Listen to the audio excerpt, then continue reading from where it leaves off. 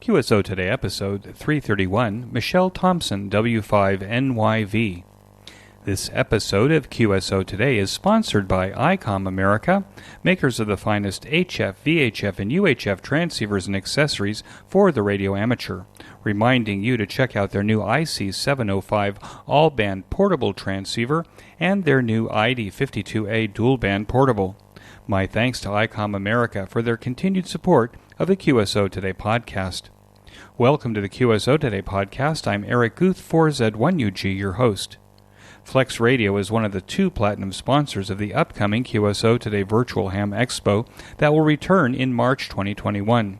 Please check out the link on this week's show notes page for more information. We'll be opening ticketing and registration in January.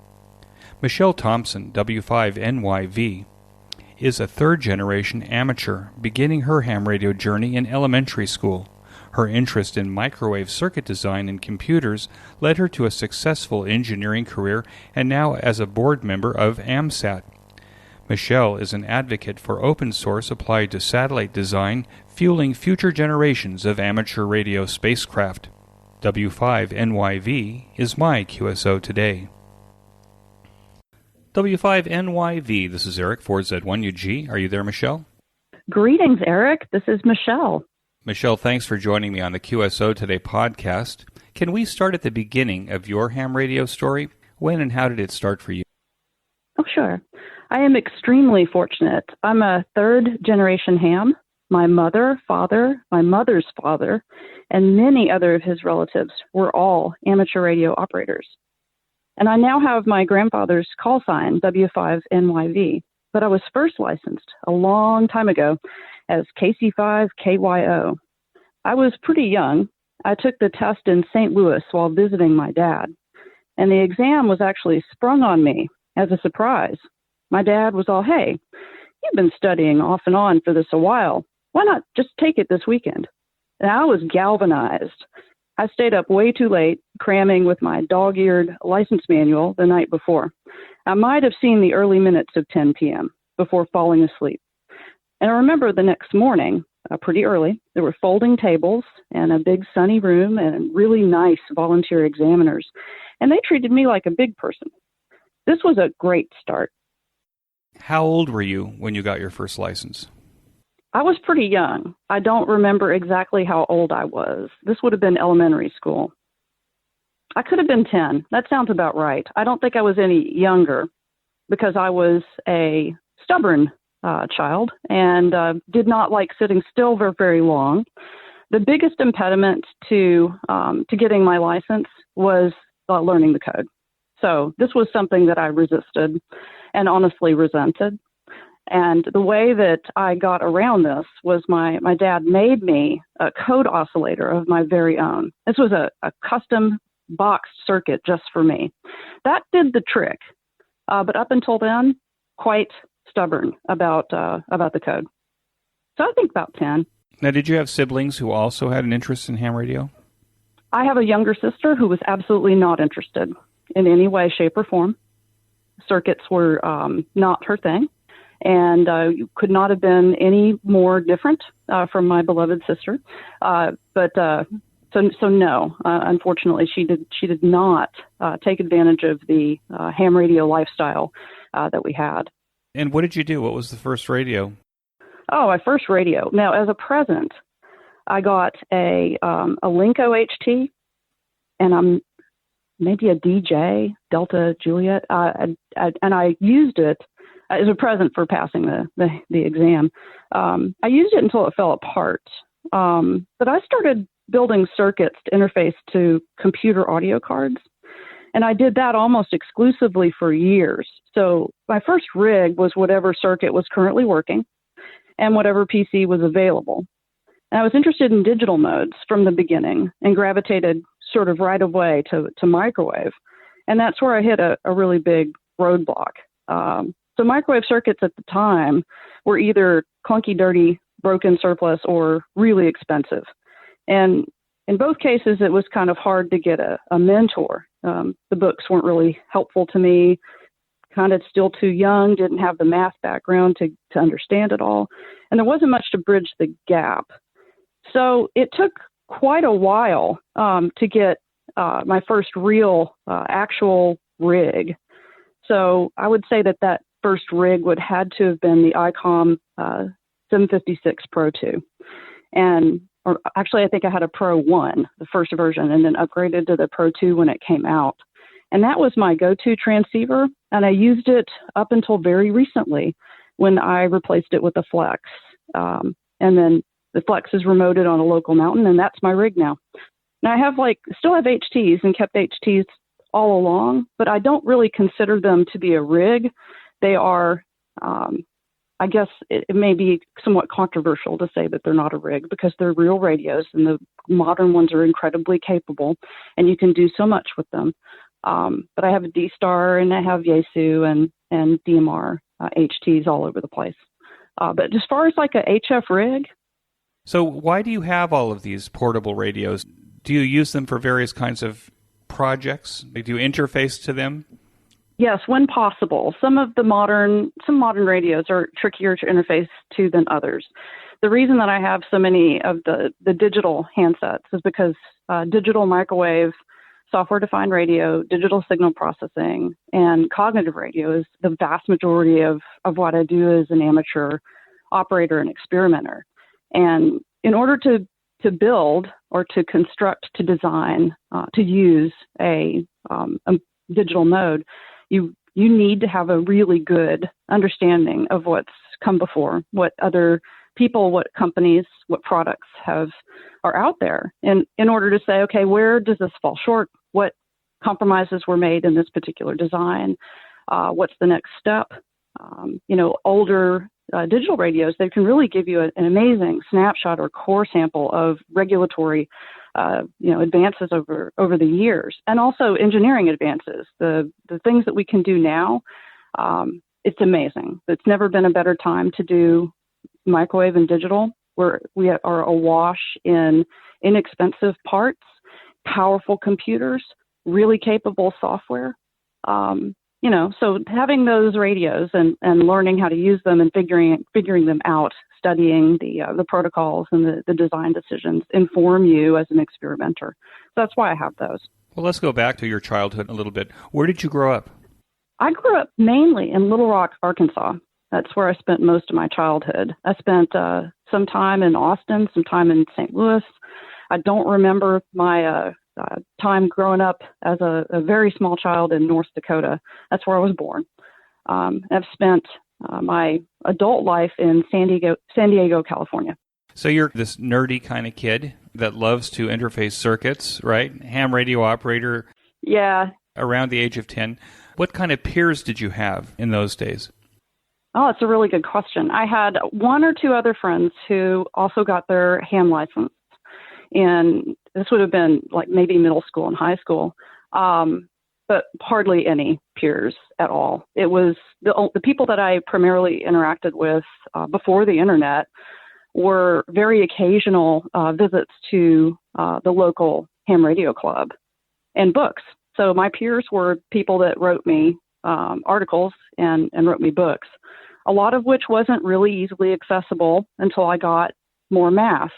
But the internet completely changed everything. The ability to talk to people that have, at the time, a pretty rare on the ground interest with microwave and digital circuits. That things really changed with the ease of communication through the internet. But before then, it was primarily written word. Were you an early adopter of computer hardware then? Yes, that was just another hallmark of of my family of origin. So the household I grew up in, my mother's computer programmer by trade, and my dad an engineer. All sorts of other relatives were either engineers or in science of some sort. So computers were in our household, and learning how to code, I would say, was relatively easy for me. The Scholastic Book Club routinely had, here's a coding game manual. Here's an adventure that you code into your VIC-20. We had a VIC-20, Commodore VIC-20. And, you fire it up, and there's the cursor ready with a basic prompt. and off you go. You type it in, you learn the hard way that it's easy to make a mistake, and you learn, or some of us have yet to learn that yelling at the computer doesn't change its mind. So that's how computing to me was just something that was in every household. And it wasn't until much later that I realized that this was an enormous privilege and somewhat rare, that being comfortable with computing and being an early adopter of technology in general, that's a somewhat rare thing. A lot of households hide away the technology, or it's reserved for work, or not considered cool. But all of our technology, our amateur radio activities, were spread out all over the house, and that's how my household currently is. I'm very fortunate to have a supportive family, and we're also a lot of engineers in the family, and that seems to make a big difference.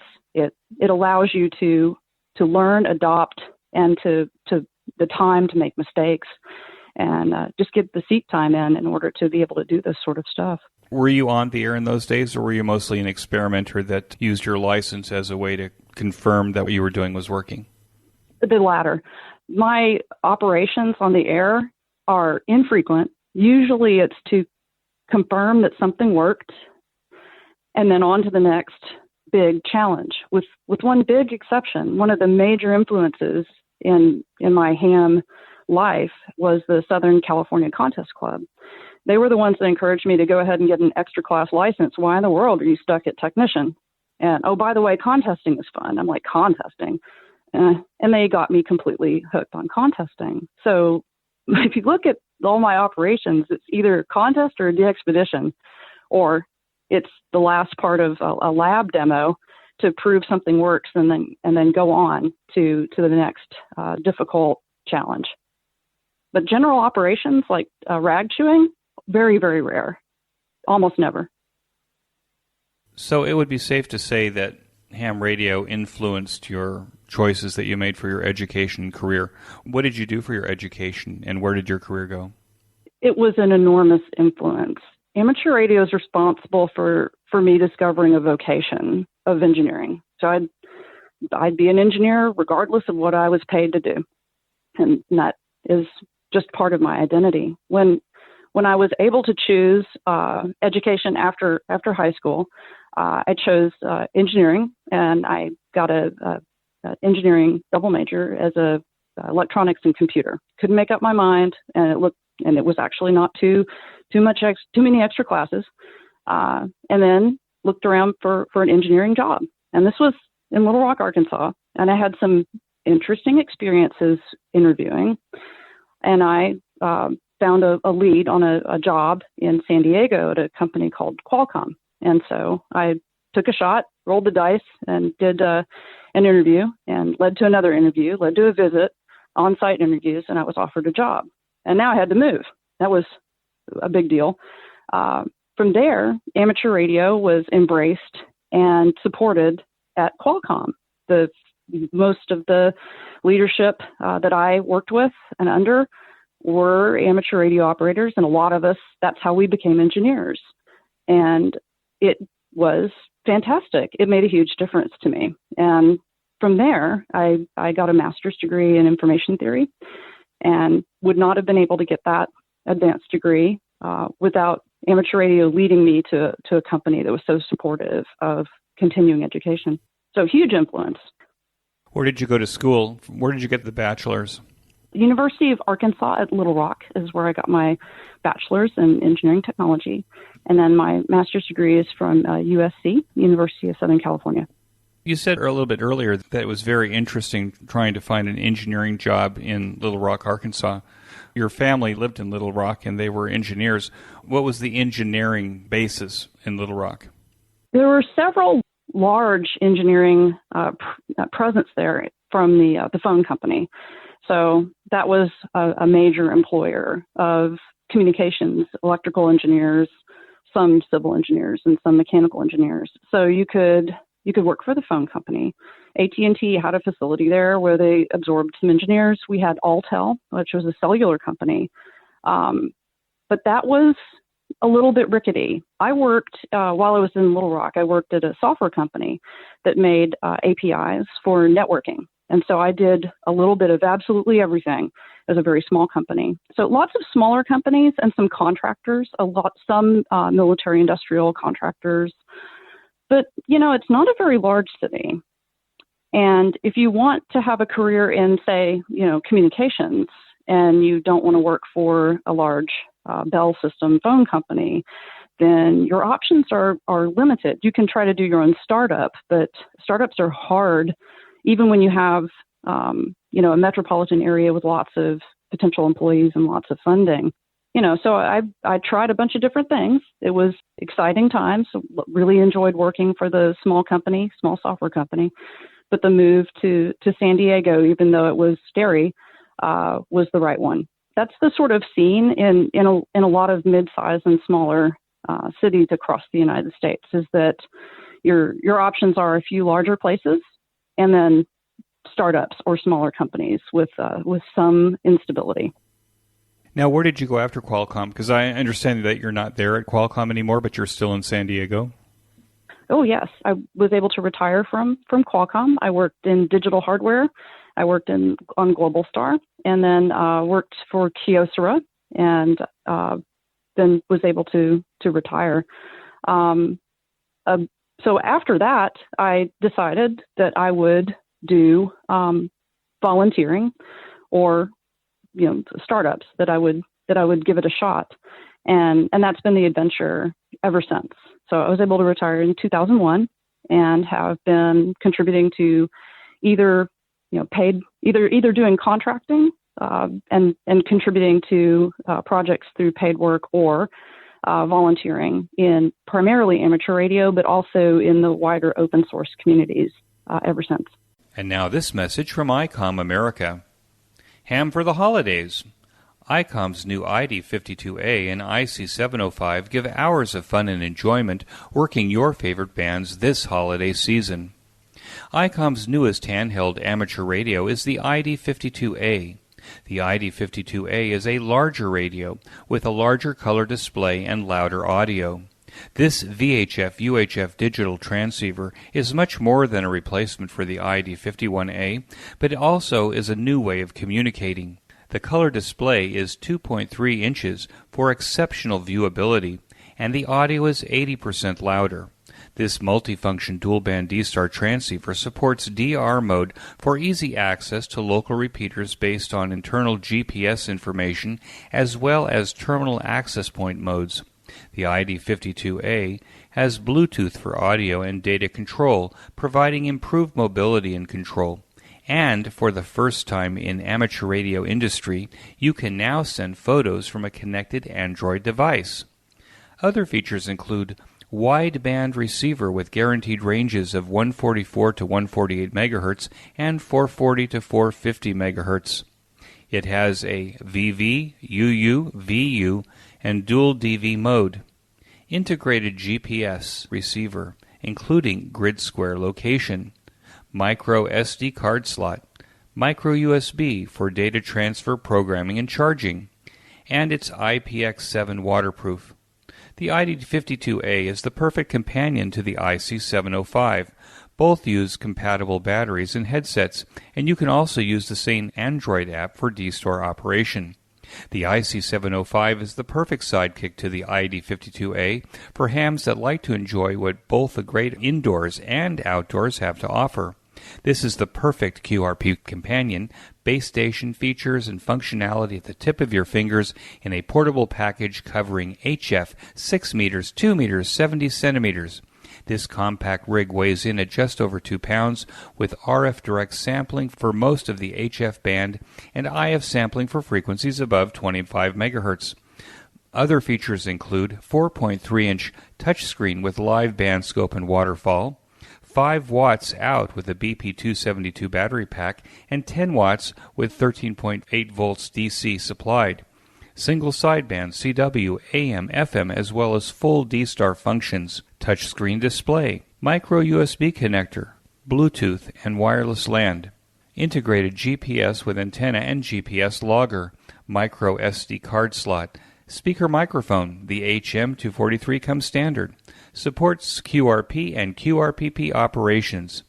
The perfect accessory for the IC705 is, of course, the optional backpack, the LC192, with a special compartment for your IC705 and room for accessories for soda activations or a day of social distancing in the park. The IC705 is now shipping.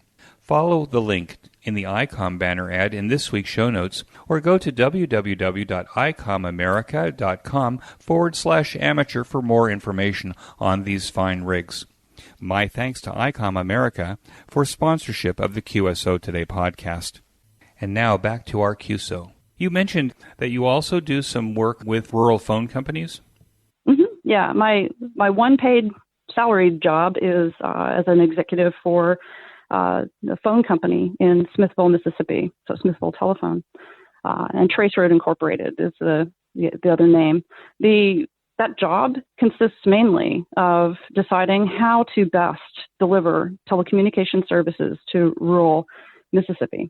And there's an awful lot of challenges here. It's very rewarding, and you get a chance to directly confront some extremely important social, educational, and public service issues. Now, the downside of this is that your majority of your work is dealing with FCC regulations, navigating the relationship with the FCC. And this is a small independent phone company. And that means that you're somewhat out of step with a lot of the focus of regulatory law, which is aimed at supporting in much larger companies. Most people assume that the telephone system is just all large companies, and it's really not. There's a large number of independent small phone companies out there like ours, and so it's a rewarding job, but it's difficult, and there's all sorts of competition over the many decades that the company has been in existence, been in the family for decades. There's been, you can just see the rise and fall of all sorts of different technologies. And, everything from, we were affected by the broadband over power line. That was something that a lot of amateur radio operators will be familiar with, that was perceived as quite a threat to some of the HF bands because of potential for interference. We encountered the rise and fall of BPL and cable companies providing telecommunication services, cellular companies, and now satellite companies providing telecommunications services. So all of this is in the history of that particular company and job. Are all those technologies in that company, or was this company trying to just maintain regular telephone service, plain old telephone service? Exactly. It's plain old telephone service with broadband over fiber. We applied for and got a grant for fiber to the home, and we put it in, and that's actually probably the most significant part of the business now. The plain old telephone system is still totally up and running, but you can see the migration, and especially in rural areas, towards broadband serving telecommunications needs, either in addition to or replacing plain old telephone service. Now, are you guys using BPL, power line carrier, for your really long runs out on, a rural road? No, we aren't. For the deployment of the services, it's fiber outside of the one major town that we serve. So it's copper inside the town in general, and fiber outside. So rural customers could actually have fiber almost all the way to their property line, or all the way to the house? Mm-hmm, that's right. In our service area, you can have fiber. What does Elon Musk's Starlink look like out there to a company like the telephone company that you work for? Well, you have to look at it and evaluate it. Yes, there are some costs as far as we can tell. If a customer wants to use Starlink and say, okay, we're going to stop terrestrial telephony and use Starlink, then the initial costs, at least right now, are looking like they're pretty high.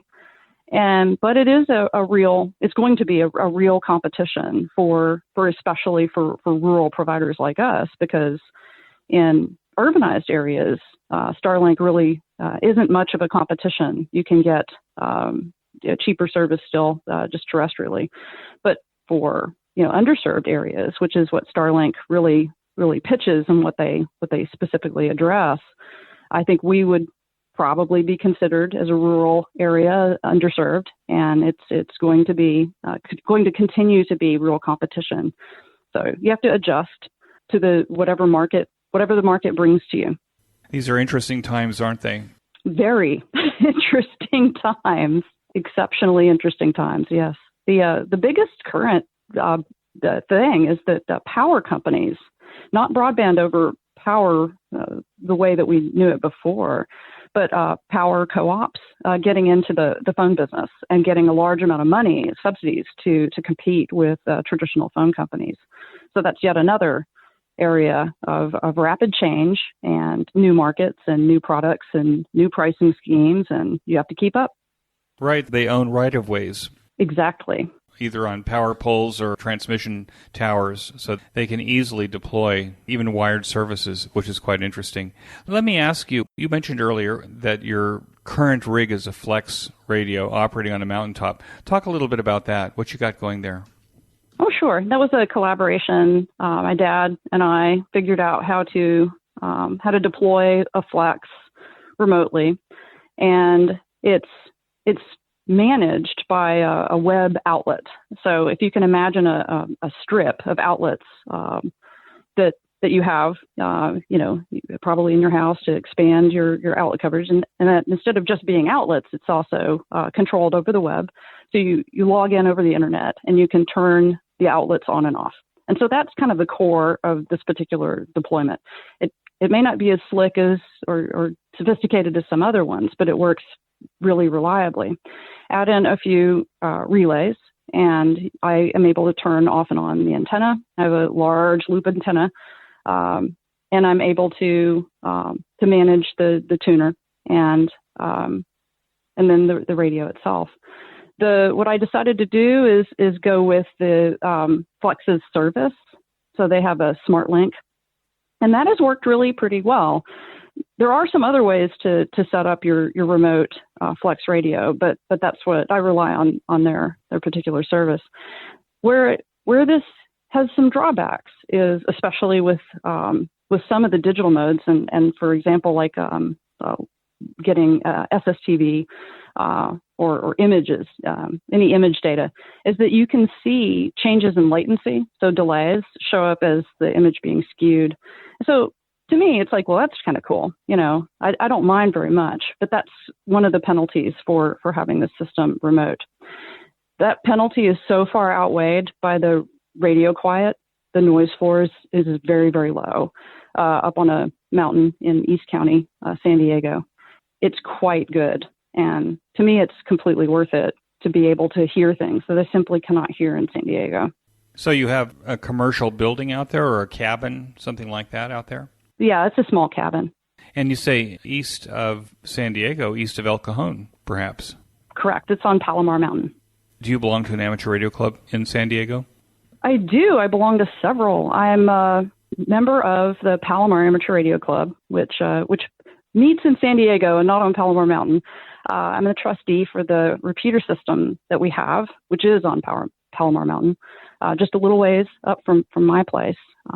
And that's a general interest club and has been around since 1936. So totally fun.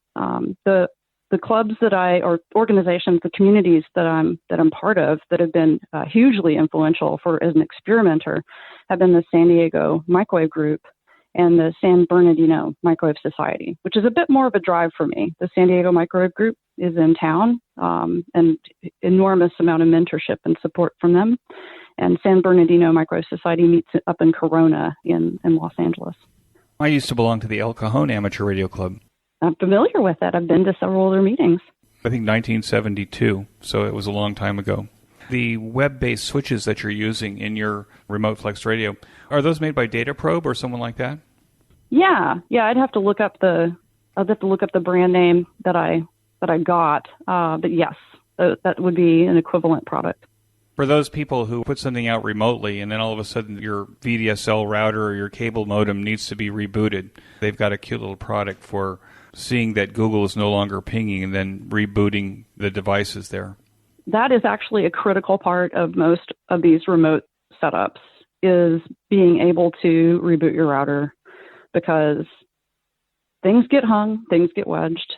And so being able to remotely reboot everything is it's just so nice. It's really kind of necessary. Otherwise, you're going to have to go up there in person. For me, it's like a 90-minute drive one way. So it's expensive in terms of time to go up there and fix everything. And when you do roll out a system, deploy it and set it up, there's always going to be some back and forth. But if almost always, you need to have a way to reboot everything. Another way that people do this is to set up a VPN, like they have a computer, a PC, and then, have a network that they can log into, and it's as if they're sitting right there. And, that go with it if that's the way that you would like to do it. There's nothing wrong with that. There's more than one way to remote one of these radios.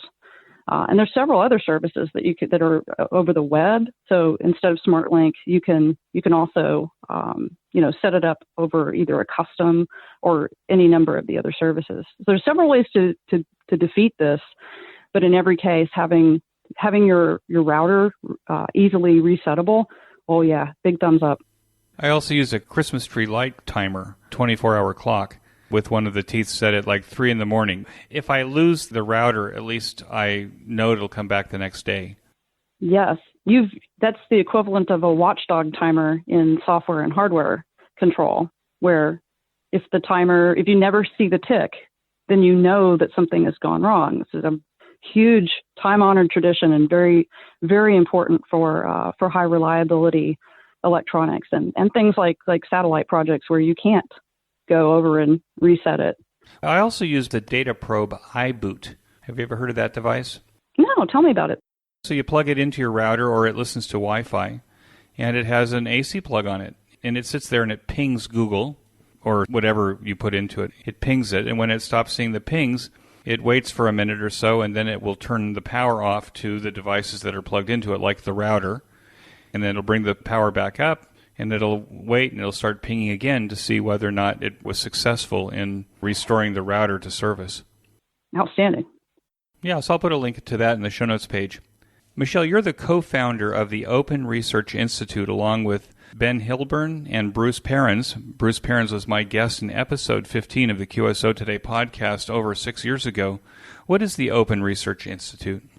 Oh, yes. We are a nonprofit, 501c3, registered in the U.S., and we do open source research and development for amateur radio and beyond. So our mission is to increase the number of hardware and software solutions that are free and open source, open access, so that amateur radio can have the most advanced designs possible.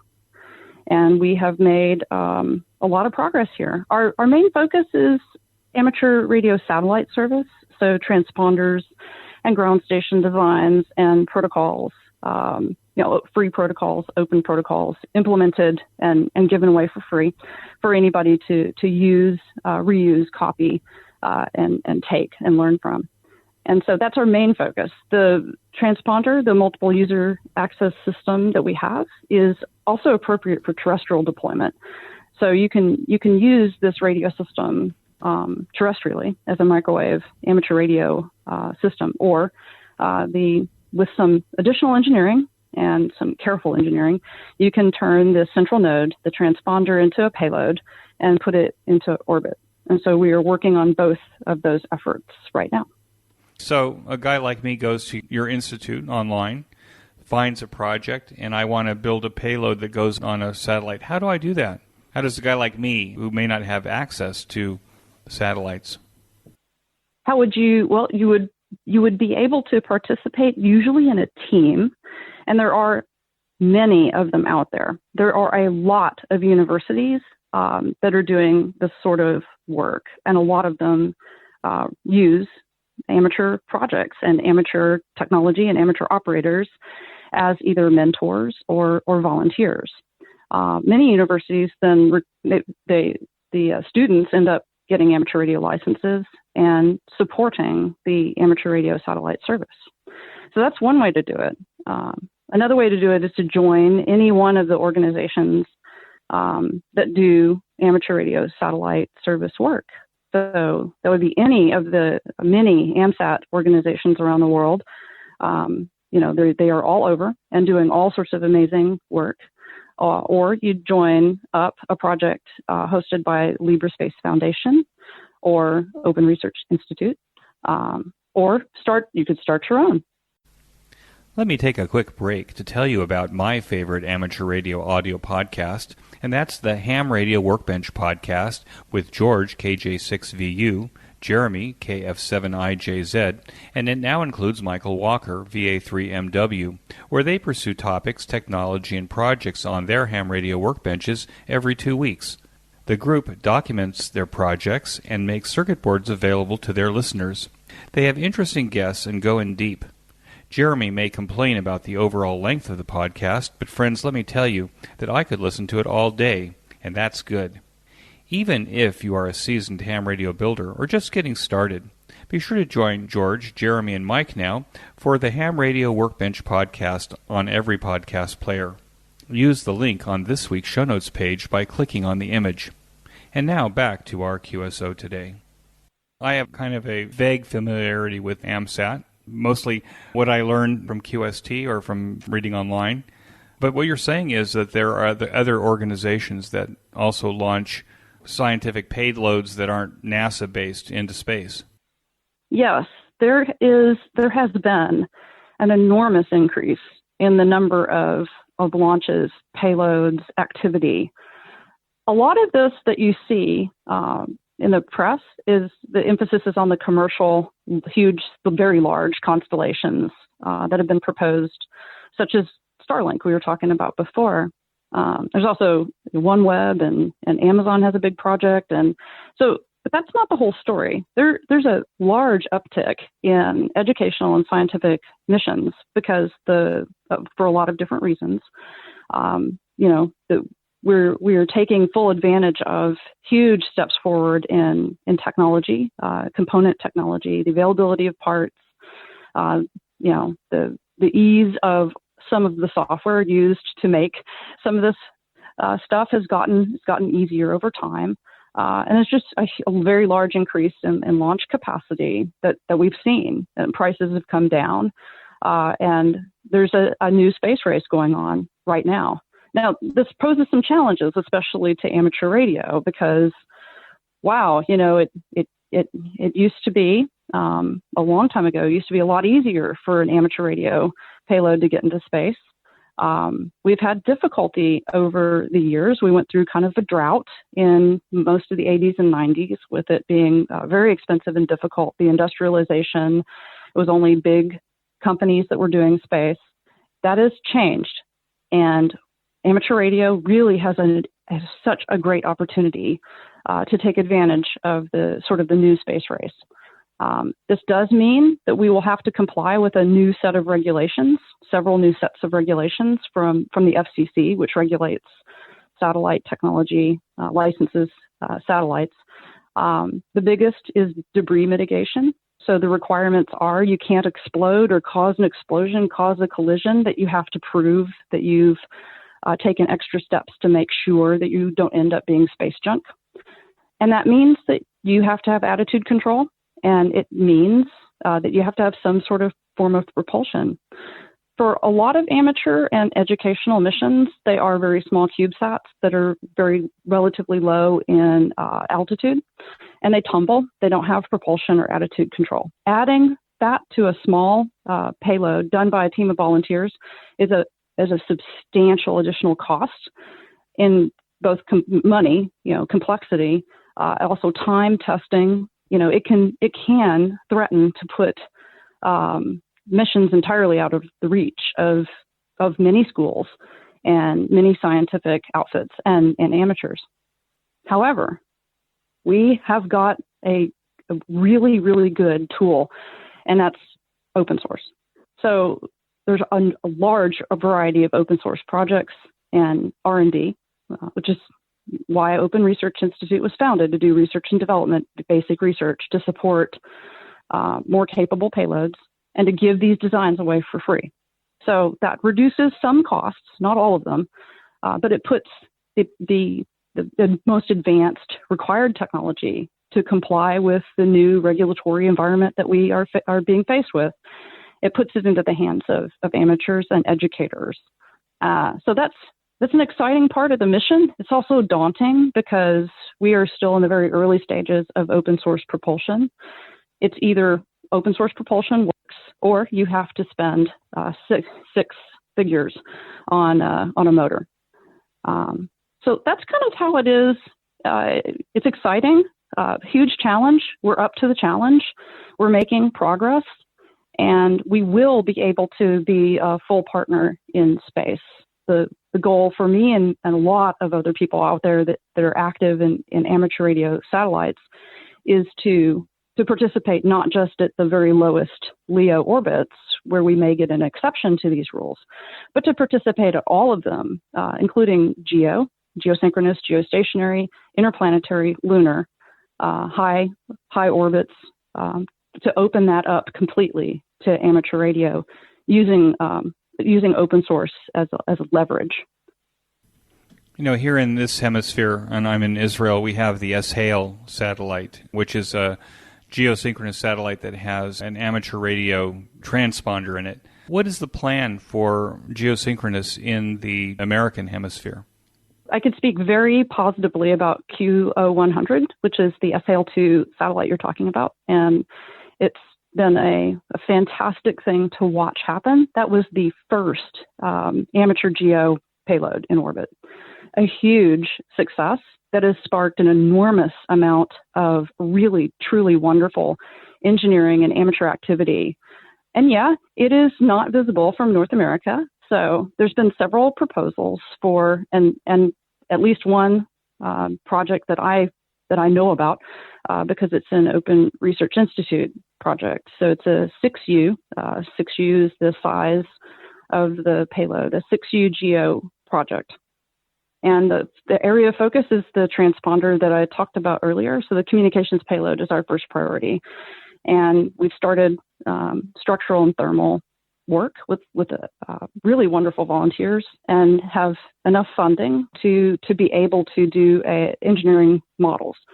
So as time goes on, you'll see more and more demonstrations of the various pieces as they come together.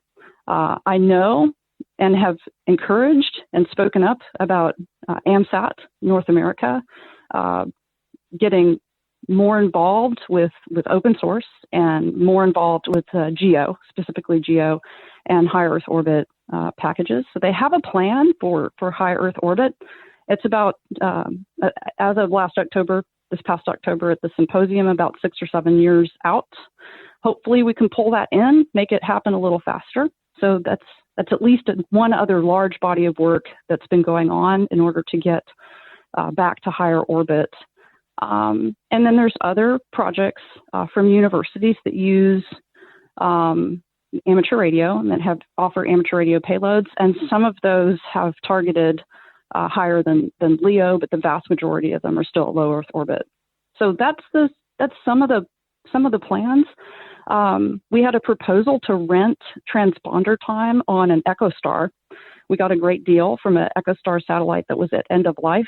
And the plan was we'll go ahead and put amateur radio and open source content programming on this channel.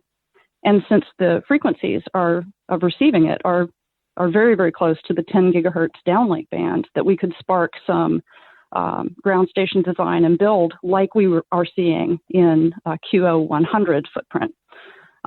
So we've not gotten funding for that yet, but we're still trying and getting a lot of feedback. It's a series of compromises. It benefits amateur radio operations by people building modern communications gear for modern digital downlinks. But it's not, the uplink is tricky. So it's not in the amateur bands, and that's the big impediment for that particular proposal. You're anticipating my questions because I was going to ask you if there was an opportunity to retask existing geosynchronous satellites for amateur radio service, especially ones that are close to end of life. So EchoStar is one of those. Are there any others? Yes, we came so close to getting,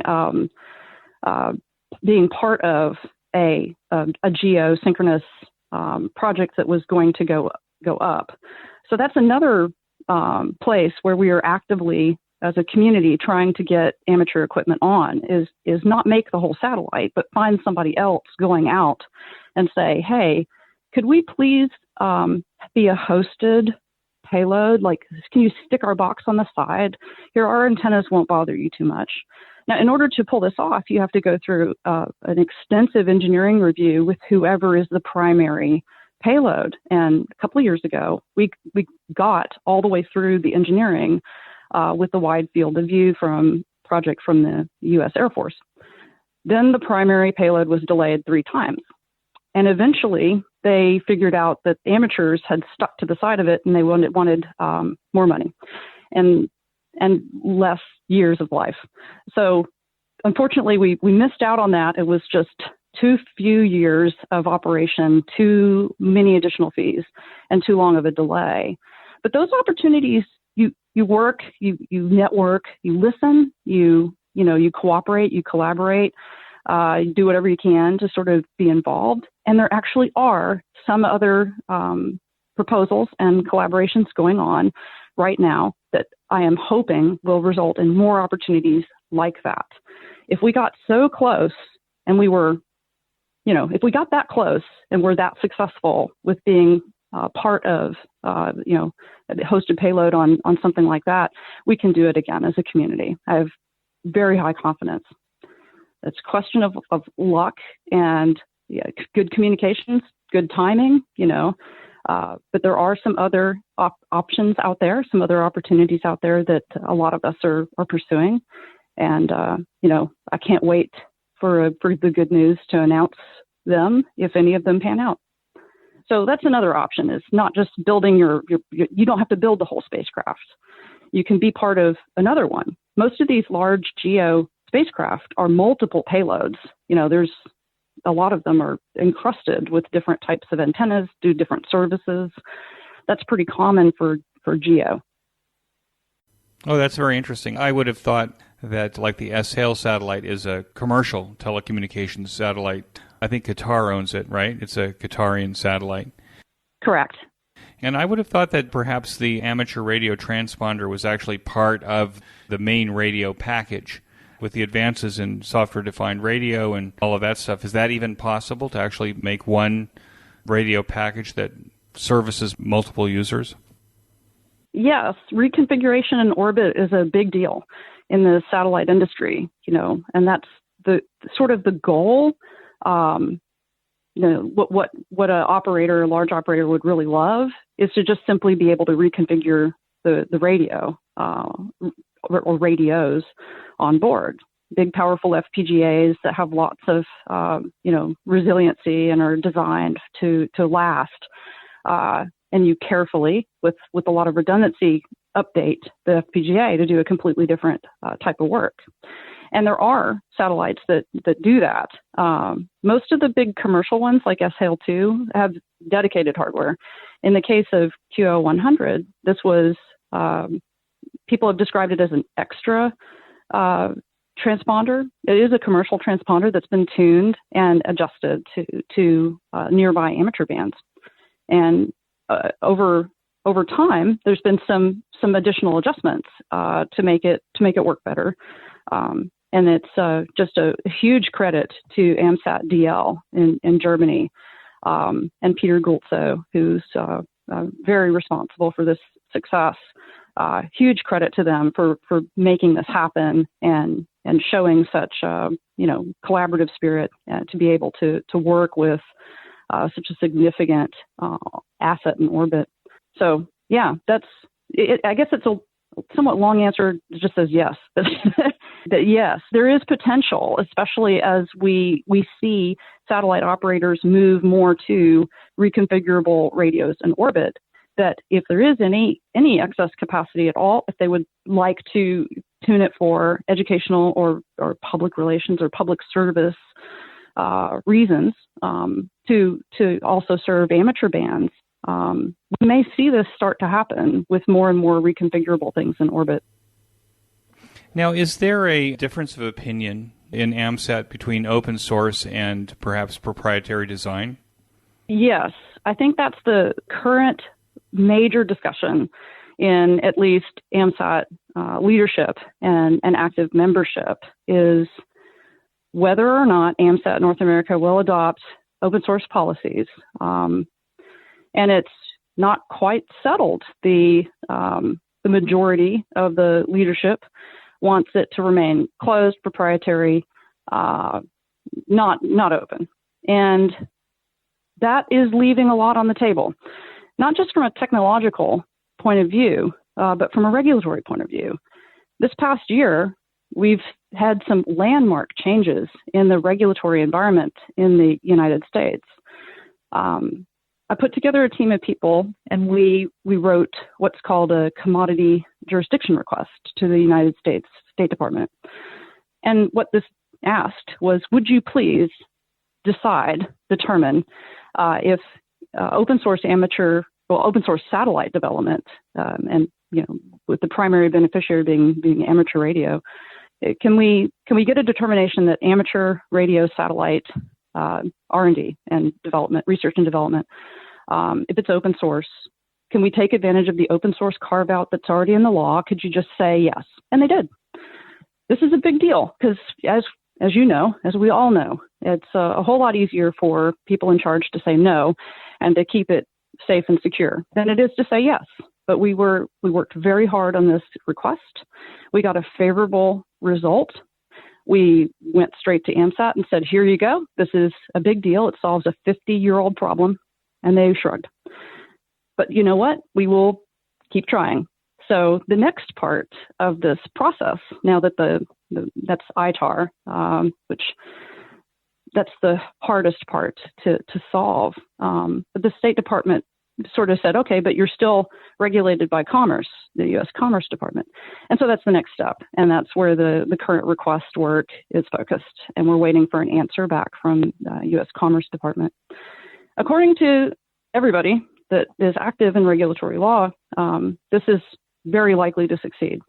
The next step after that will be an advisory letter opinion request to summarize all of this, which will, I think, also go to State and Commerce. And there you have it. Then we have a clear path, a regulatory path to make it completely safe for volunteers in the United States to work on open source amateur radio satellites, and to be able to communicate freely with anybody in the world. The restrictions before were you could only talk about these designs with U.S. persons. You had to keep them secret.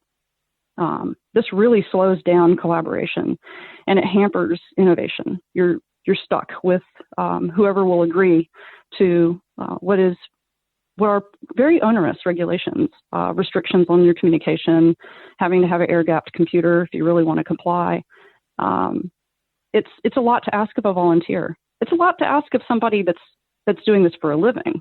So having done ITAR projects before at various companies, this was a big deal for me to try to work on this. That's the reason why I ran for director of AMSAT North America, was to directly address the ITAR problem. And I'm very pleased to say that the news is very good. Over time, I'm very optimistic that AMSAT will adopt open source policies. They will follow this path through regulatory law that's been opened and insured and protected with a final determination letter. And we will see a enormous renaissance in U.S. amateur radio satellite service work. So that's my belief, my hope, and I'm doing all that I can to help that happen. What is the United States' jurisdiction in space? Is it limited to satellite slots that encircle North America or the American hemisphere, or are they the de facto regulatory body worldwide? for satellite spaces or for satellite positions in space? That's a really good question. I view the regulatory environment for satellites as being thoroughly global at this point. The United States has an influence, a large one, because so many launches and so many satellites came from the U.S. and because of the power that the State Department has over regulating communication satellites as munitions, and Commerce Department also having overview of this, and the Department of Defense is also involved, and the FCC. FCC is the one that licenses satellites here. That jurisdiction really is kind of focused on, are you launching from here? And that is the question that provoked all this debris mitigation regulation that we're currently dealing with. That's a global sort of regulatory framework, and the debris mitigation rules from the FCC are a response to the fact that satellite insurance, satellite explosions, who pays for damage, who's responsible as we put more and more up. So I'm going to say you've got a really good question, and my opinion is that the regulatory environment is really quite thoroughly global. That's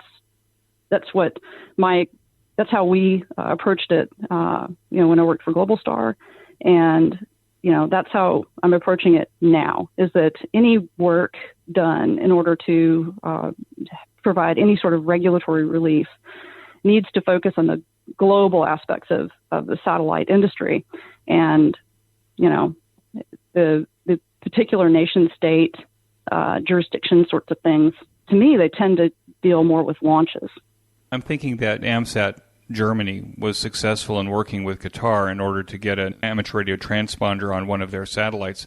It seems to me that, don't quote me, but AMSAT America could work with somebody that would have some influence in the Western Hemisphere and might even be there to do their own launches. Maybe Brazil, for example, or countries that maybe have some money and have some technology, but maybe their regulatory hurdles are less than the United States hurdles, perhaps.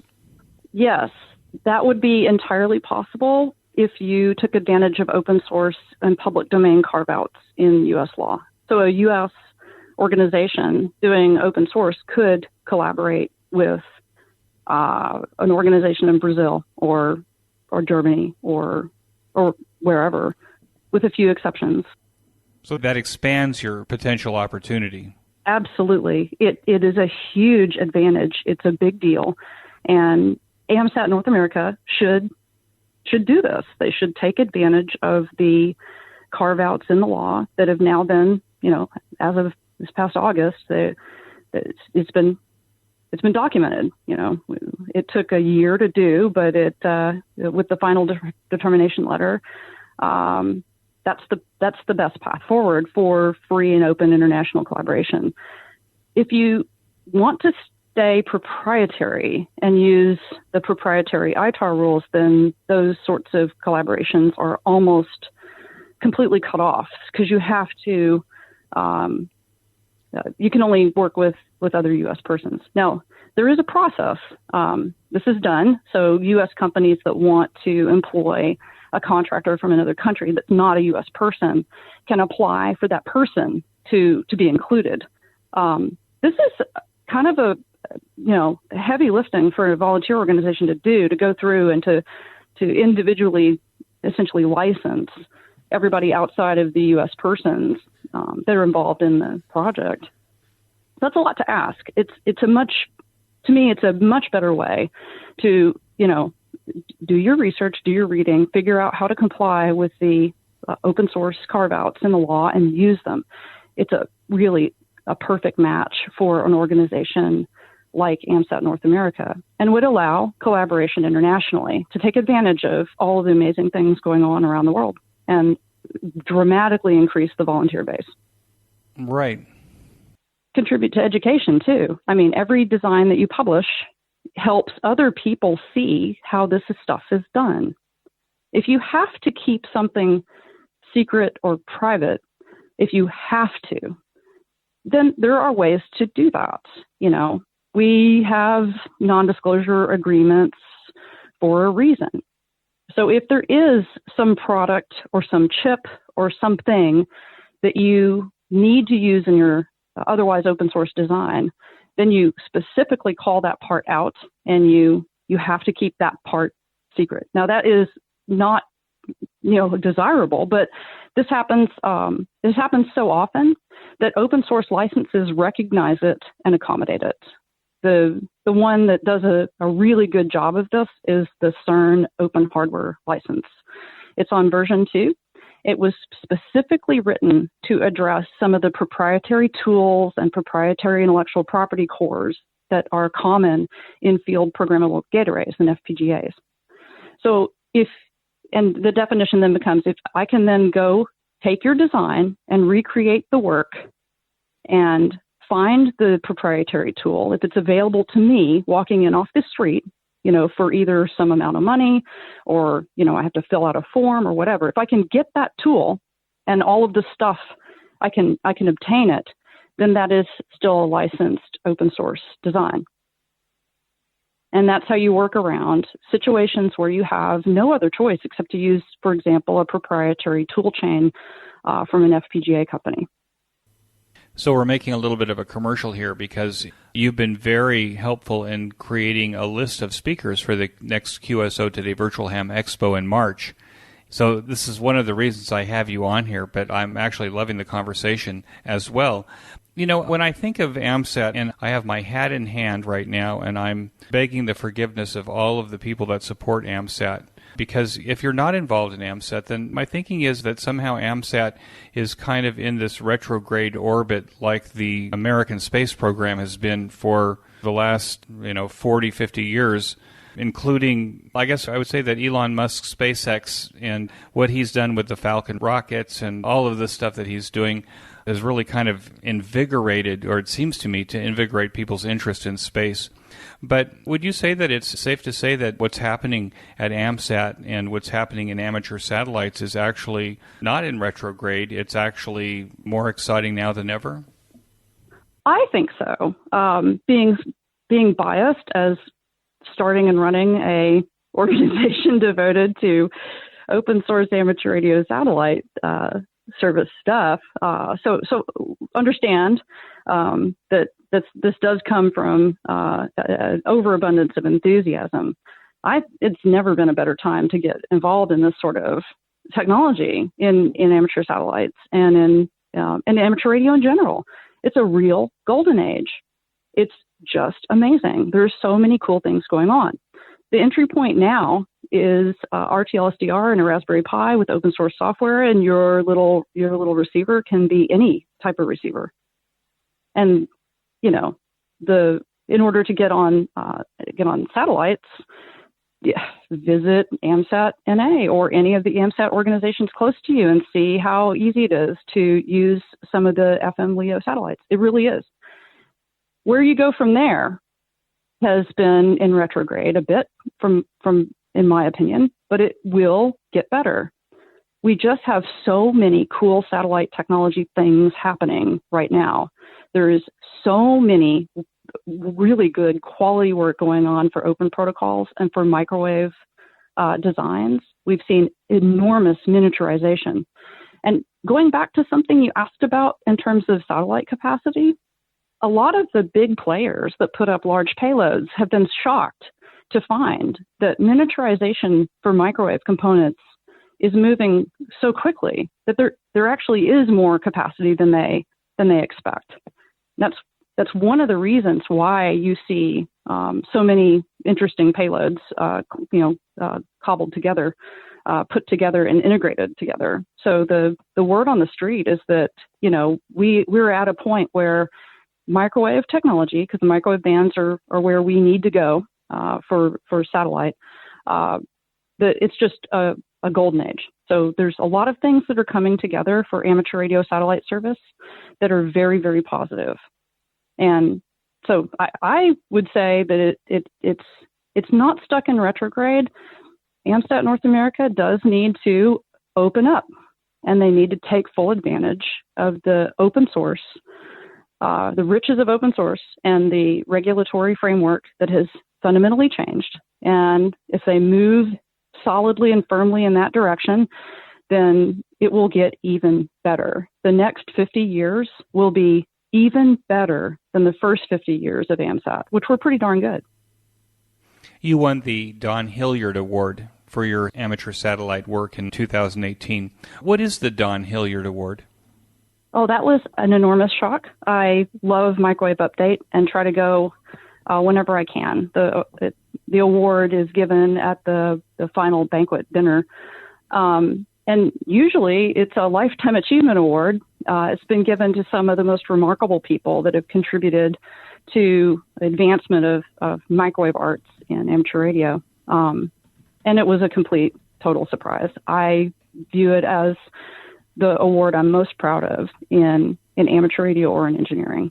And it was in recognition of efforts to get that wide field of view satellite working, efforts to bring open source to AMSAT, published designs, mentorship, networking, helping schools, helping groups, just doing what I do. So it was a huge honor, and it is the thing I'm most proud of. Now, looking at the pictures of the award banquet, it appeared to me that the majority of the people there were my contemporaries or even older. How do we attract younger people, much younger people, into this area of microwave and satellite development? Well, that is, from where I sit, they are attracted, and they're showing up, and they are offering to help, and they're contributing. In some cases, in some groups, in some communities, they aren't being seen because when they show up, they don't look like you would expect. In my own club here in San Diego, for a long time, new people, young people, underrepresented people would show up for one meeting and never come back. The message that they got was, you need to conform to us, that you need to enjoy amateur radio the way that we enjoy it. And that was HF single sideband. And watching videos of the expeditions. And what changed, at least for our club, was just having fun and loosening up on the expectation or the admonitions or the expectations of, that you need to enjoy it like we do. Another big change that resulted in a much more diverse group of people showing up for these events was to, I don't want to say stop or drop, but to accept that new people coming into amateur radio today, my son, fourth generation ham, amateur radio is a part of a lot of other things. It's not a thing that's set off by itself. So it's not a hobby to him. It's something that shows up in all the other things that he does. The computing leverages amateur radio. His interest in space or science or aeronautics leverages amateur radio.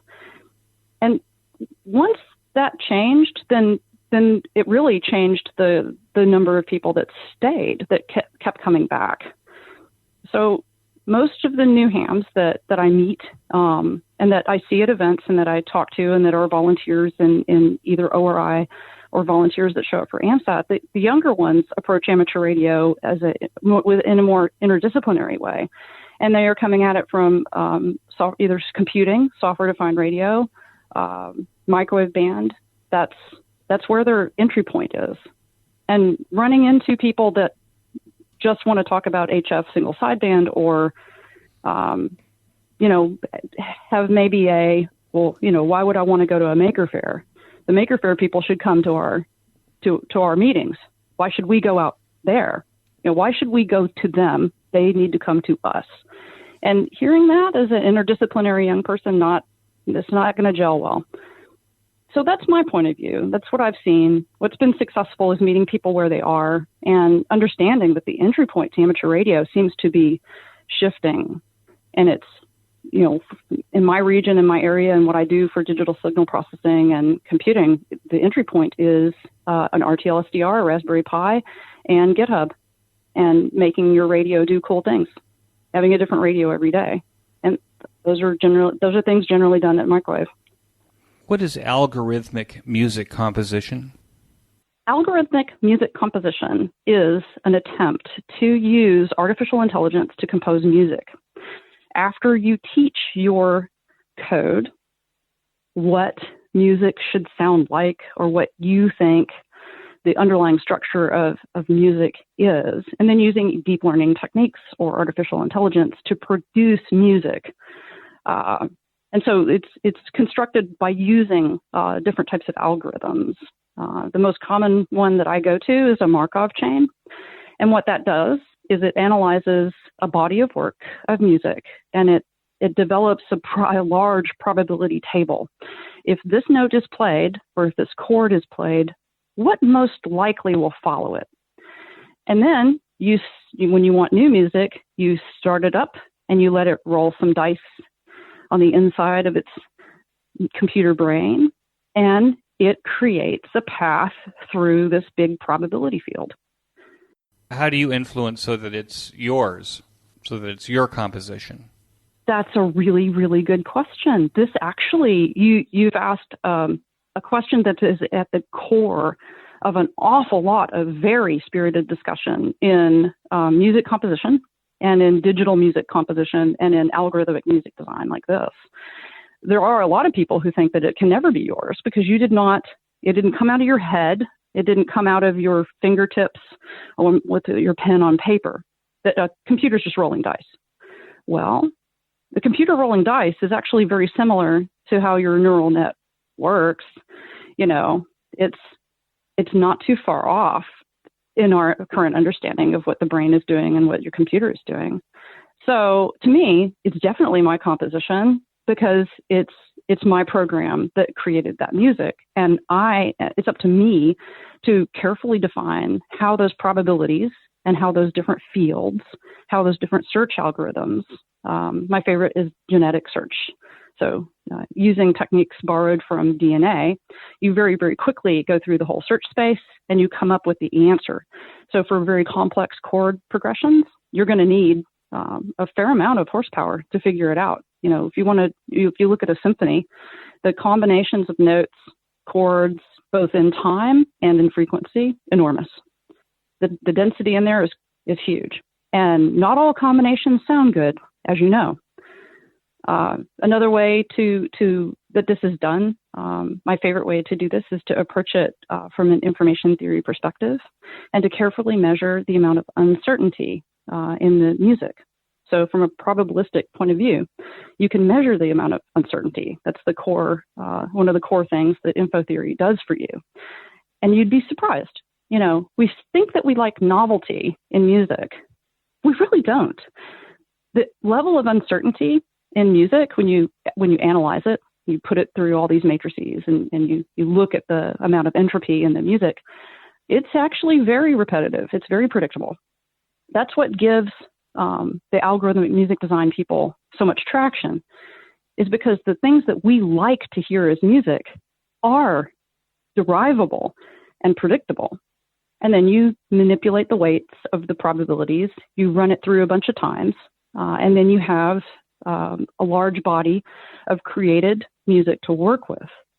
And this is where at least for me, this is where the computer needs to stop. Because when you create something that's a coherent chunk of music, that's when the human needs to take over and use it either as an inspiration for another piece, incorporated into a symphony, or becomes a pop song, or becomes a hymn. That we're not yet at the point where you can just simply create a symphony reliably with software. Those of us in the West, we do like our 32-bar pop song form. Oh, yes. And when you feed 32-bar pop songs into these, when you feed it into your code and you look at the structure, it's very structured. And you get all sorts of variety, but we just like with a novel, novels in the West have a structure. Your fictional works have an introduction, and you build up to some sort of climax, and then there's a resolution and some sort of conclusion. You feel like there's motion and movement. There's a journey up and then usually down, to a conclusion. And if you don't get that, it's not a very satisfactory story. And we approach music in very similar ways. The structure is rewarding and wonderful to listen to. So I don't know. That was, at least for me, working with algorithmic music, it was a surprise to me how there's just not a lot of uncertainty in these works. There's not. I was like, well, that's what people want. They want novelty, something interesting, something new, something experimental. And that was the biggest surprise in working through the math and then creating compositions was there's not a whole lot of room. Too much entropy and it's very dull. There's not a lot of uncertainty at all, just a few tones repeated over and over again. Very few people like that. But too much uncertainty, and it sounds so unpleasant that you have to turn it off. And the difference between those two states, not that much. You can over-constrain this. Do you have examples on YouTube or places like that where someone could actually hear your work? Yeah, I have samples from the last batch of work that I did as a IEEE visiting lecturer on my GitHub, and I can send you a direct link to that so that you can have it for your notes. Great. We'll look forward to it. What do you think the greatest challenge facing amateur radio is now? I think it's time. It's just simply time. A person that wants to get active in this sort of stuff that I most like, cognitive radio, machine learning, adaptive radio, radios that sense, digital broadband modes, multiple user, those sorts of things. In order to really enjoy that, it does take some seat time. You can get in for under $100 with a simple SDR and some free software, open source software. But ramping up to the place where it's really exciting means a fairly significant amount of time and a learning curve. The biggest challenge to amateur radio is the lack of accessibility of the software, the lack of ease of use. The hardware is fantastic. We get a new awesome SDR every quarter at least, and the software is terrible. And people it won't install, then it won't build. And what worked last week doesn't work this week because something was updated. And our cultural approach to software is not quite there yet. To me, that is the biggest impediment to the enjoyment of advanced digital modes in amateur radio, is the software is in general bad. It's hard to use. When it does work, nothing better. It's absolute joy. Getting there, though, you have to sort of have some consensual amnesia. You fight through a problem or walk away, come back later when maybe somebody has fixed it or you fixed it. And then, it's wonderful, it works, you can show it off, and you've forgotten about some of those difficulties on the way. But it's the biggest impediment, is the lack of time most people have in order to learn an interdisciplinary, sometimes very math-heavy part of the hobby, and the ease of use of almost all the software-defined radio software packages and frameworks. They're not easy to use. What advice would you give to newer returning hams to the hobby? I would say SDRs. Go get a inexpensive SDR. If you just want to try it out, get or borrow maybe an RTL SDR and a computer running Linux, and go explore and see how many different radios you can make out of this one little small circuit. And then if you want to transmit, then start looking. They're only slightly more expensive. Just dive right in. It's the community is there's lots of different overlapping communities in software-defined radio. That would be my recommendation. I also like things like transmitter hunting. I mean, that's super fun and very accessible, simple to do. I think there's just so much to do. We didn't talk about that. Are you a transmitter hunter? I have done it, and I've put together some T-hunts for events and field days, and it's just a lot of fun. One of the most popular things that we were able to do with the local club was to combine T-hunting with geocaching, where you have a geographic location and there's a hidden box with a logbook. So geocaching is a whole other, outdoor hobby. And what we did is we combined the T-hunt with the geocaching. So you would go to the geocache and it would tell you the frequency that you were now hunting for. And now you had to find the transmitter, and the transmitter would lead you to another location. And then near that location was going to be another geocache with the next, so you would hop back and forth between physically trying to find an object or a container and trying to find a signal on the air. And we did have some people who figured this out and then got an SDR and just scanned for all of the transmitters and found them all very, very quickly. So they figured it out, and they had an SDR and were able to go get it. So those sorts of events I just find completely fun. It's just a blast, and I really look forward to being able to do those sorts of in-person events again. Michelle, I want to thank you so much for joining me on the QSO Today podcast. I really look forward to working with you on the QSO Today Virtual Ham Expo. It looks like we're going to have enough speakers to almost make a space track. Well, that'll be kind of cool. Oh, very much looking forward to that. I just want to say thank you for all the work that you've done for Ham Expo. It is an answer to an answer to an enormous problem, not being able to travel, not being able to meet in person. And it's just a remarkably well done event. I'm so much looking forward to it, and really appreciate all of the amazing support that you've given. Thank you so much. Well, I think one of the things that unfortunately this COVID-19 pandemic has done is that it's expanded our communities across the world in terms of now that we're doing so many things virtually, we've actually been able to pick up interest in members from around the world to the projects that we're doing. So the long-term benefit after this is over is that I think our special interest communities will be that much larger. What do you think about that? I completely agree. I have seen this effect that you have observed happen in San Diego Microwave Group. Our group has doubled in size since we can no longer meet. San Bernardino Microwave Society, with online meetings, they have added a lot of new members, and the new members are from all over. And the conversations, the programs, they have only increased in quality. So we are seeing some silver lining to having to do everything online. For the way that we do things at Open Research Institute, we heavily relied on travel and meeting, because volunteers are from all over the world, and we would do a lot of work and get a lot done in person at these conferences. We've had to change the way that we approach it. So we are now doing a lot more online, and it has actually been a positive experience.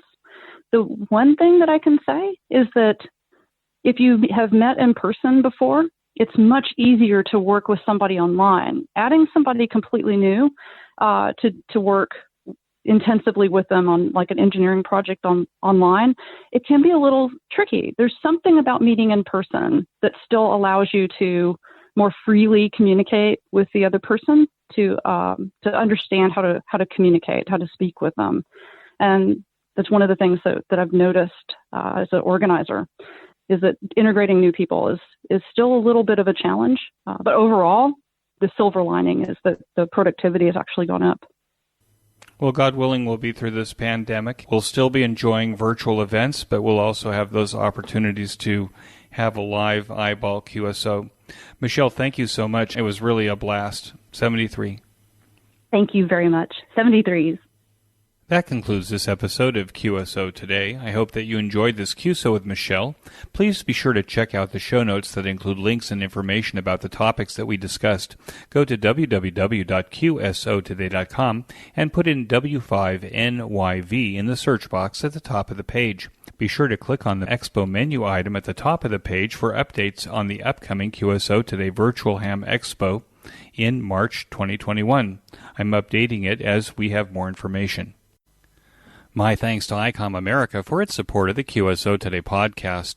Please show your support of Icom America by clicking on their banner in the show notes pages.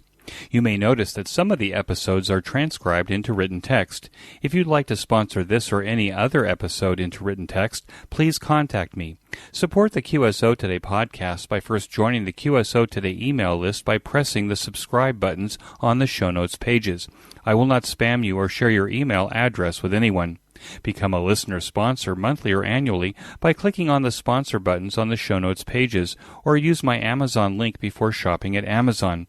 Amazon gives me a small commission on your purchases while at the same time protecting your privacy. I'm grateful for any way that you show appreciation and support. It makes a big difference as I head towards episode 400.